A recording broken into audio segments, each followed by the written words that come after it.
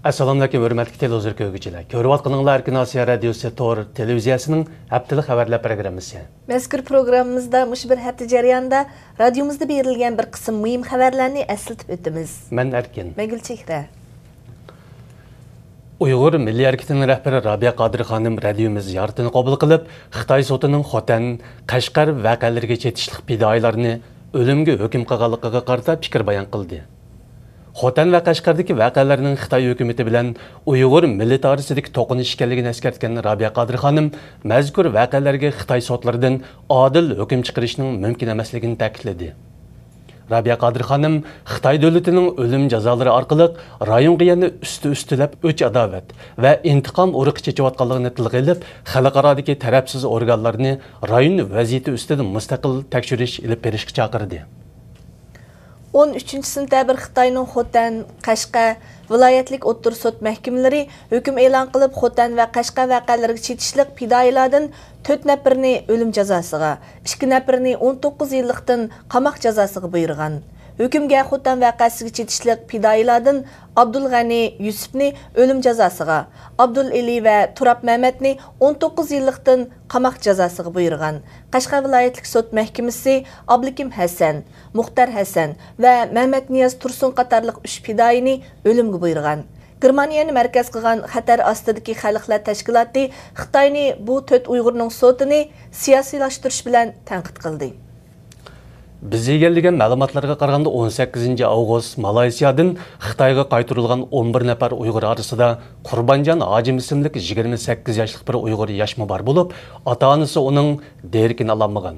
Qurbonjon Hojimning navbatda Saudiya Arabistonida turayotgan dadasi Sirajiddin Ahmad Hojim Malayziya hukumatining o'g'lini tutib, Xitoyga qaytarib berganligini uqqandan keyin jiddiy tayyorlik qilib, Xotandagi tonishlarini ishga solgan va doiralardan o'g'lining izlarini qilgan.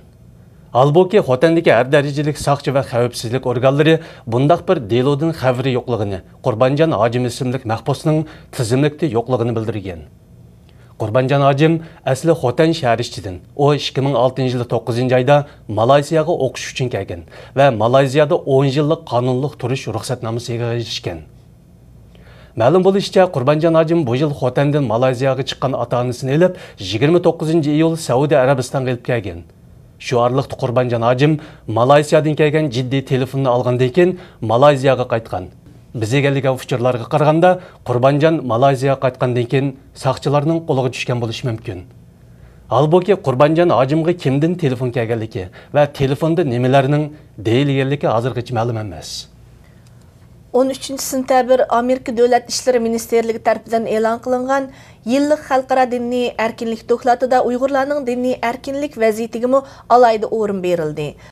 In China, Tibetan Buddhists, Uyghur Muslims, house church Christians all suffer from government attempts to restrict their religious practice. Dokladda Xitoy hukumatining Uyg'urlarning diniy erkinligini turli qonun tuzumlar orqali bo'qqanligi ko'rsatilgan. Dokladda yana Xitoy hukumatining Uyg'ur elida diniy kitoblarni setishni, davlat kadrlari va 18 yoshga to'shmagan bolalarning masjidga kirishini cheklaganligi va ayollarning beshiga yog'liq selishini cheklaganligi o'tirib qo'yilgan. Bu dokladda Dunyo Uyg'ur qurultiyi raisi Rabia Qadir xonimning turmada tutib turilayotgan ikki o'g'lining ahvolimi alayda tilga elingan. Yaqinda Xotanda bolalarda tarqaladigan yo'lin yolg'i virusi bayqalib, bir bolaning o'lganligi va 8 bolaning mazkur virus bilan yuqumlanganligi e'lon qilingan edi. Bu munosabat bilan ziyoratimizni qabul qilgan mutaxassislar Xitoyni Uyg'ur elida yuqumli kasalliklarning oldini olish mudofaa sistemasini kuchaytirishga chaqirdi. Amerikaning Nyu-York shahridagi bir doktorxonaning tadqiqotchisi Mehmet Efendi bu virusning vaksina orqali oldini olishga bo'ladiganligini bildirdi. BDT sayya organining xodimi Rosenberg chora tadbirlarni qo'llanish orqali kasallikning xavfini eng tuvan chekka tushirishga bo'ladiganligi. Muhimi virus bayqalganda alman-talman tadbir elish emas, balki virusga qarshi oldin ola mudofaa tadbirlarini elishdir deb ko'rsatdi. Uyghur Mustaqillik urushi qahramoni G'ani Batur tug'ilganligining 110 yilligi munosabati bilan 13-sentabr Olmaotada xotirlash faoliyati o'tkazildi. Faoliyatga yuzlagan Uyg'urlarning qatnashganligi ma'lum.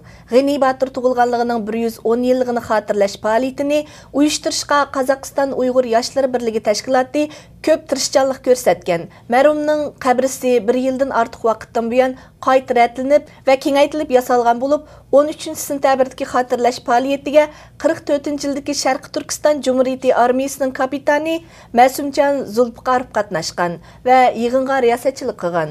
Uyg'ur erkinlik jangchisi G'ani Batur 81-yili Qozog'istonda qazo qilgan edi. Germaniya axborot agentligining 12-sentabrdagi xabariga asoslanganda, Xitoy tarafidan Germaniyaning Myunxen shahridagi Uyg'urlar orasiga kirgizilgan Xitoy jasusi 11-sentabr sotga tortilgan. Ilgari Myunxendagi 4 nafar Uyg'urning Xitoyga jasuslik qilganlik gumoni bilan o'ylarining aqtirilganligi xabari matbuotlarda yaralgan va Uyg'urlar orasida kuchli g'ulg'ula qo'zg'agan edi. Bu qitim sotqa tortilgan Xitoy jasusi shularning biri bo'lib, u Germaniya bexatarlik doiralari tomonidan 8 kun tutib turilib, so'roq qilingan. Xabarda bu jasusning ismi, familiyasi tilga ilinmagan. Uning 63 yoshlik bir kishi bo'lganligi, ilgari Uyg'ur vatanida o'qituvchilik bilan shug'ullanganligi, Xitoyga setilgandan keyin Xitoyning Myunxendagi konsulxonasi bilan maxfiy aloqalashib, ularni Uyg'urlar va Uyg'ur tashkilotlariga oid axborot bilan ta'minlaganligi so'zlangan. Bu qitimqi sotning matbuotlardagi xabaridan vaqif bo'lgan Myunxendagi Uyg'urlardan Tursun apandi sotqa tortilgan bu kishining ismining Lansing bo'lganligini, Germaniyaga kelgandan keyin o'zini Sho'krat degan Uyg'urcha ism bilan atab yurganligi, millatining Shiva ekanligini, ilgari G'uljida o'qituvchilik bilan shug'ullanganligi va Uyg'urchani ravon so'zlaydiganligini aytdi. 11-sentabr 2001 yilda 9 ayning 11 kuni Amerikada yuz bergan terrorlik vaqasining 10 yilligi xotirlandi. Xotirlash murosimi Nyu-York shahrida o'tkazilgan bo'lib, bu murosimga Amerika prezidenti Barack Obama va rafiqasi, sobiq prezident George Bush ham boshqa davlat rahbarlari qatnashgan.